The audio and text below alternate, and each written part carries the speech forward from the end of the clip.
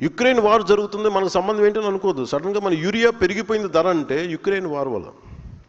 అంటే ఇది ఎందుకు చెప్తానంటే సామాన్య ప్రజానీకానికి ఇది అవసరం లేదు, కానీ యాజ్ అ పొలిటికల్ లీడర్స్ మీకు అవగాహన ఉన్నదానికి మీకు ఇది అవగాహన లేకపోతే అంతర్జాతీయ సమస్యల మీద, స్థానిక సమస్యల మీద మీరు బలంగా మాట్లాడాలి. ఎందుకు నేను ఇది మాట్లాడుతున్నాను, మేము ఇందుకోసం మాట్లాడుతున్నాను అని బలంగా చెప్పడానికి మీకు ఆ అవగాహన ఉంటుంది. అందుకు నేను చెప్తాను. అలాగే కల్చర్ మ్యాటర్స్. మన సిద్ధాంతాలు కూడా కల్చర్ గురించి ప్రత్యేకించి ఉంటుంది. భాషా యాసల్ని గౌరవించకపోతే, సంస్కృతిని గౌరవించకపోతే చాలా గొడవలు వచ్చేస్తాయి. ఒక్కొక్క 60-70 కిలోమీటర్లు మన ఉత్తరాంధ్రలో ఒక యాస ఉంటుంది, దాన్ని వెటకారం చేయడానికి కుదరదు. అది ఆ భాషతో యాస తాలూకు అందం అది.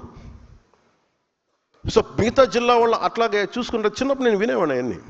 సో అందుకని ఈ భాషా సంస్కృతుల్ని కాపాడకపోతే, గౌరవించకపోతే చాలా సమస్యలు ఉత్పన్నమవుతాయి.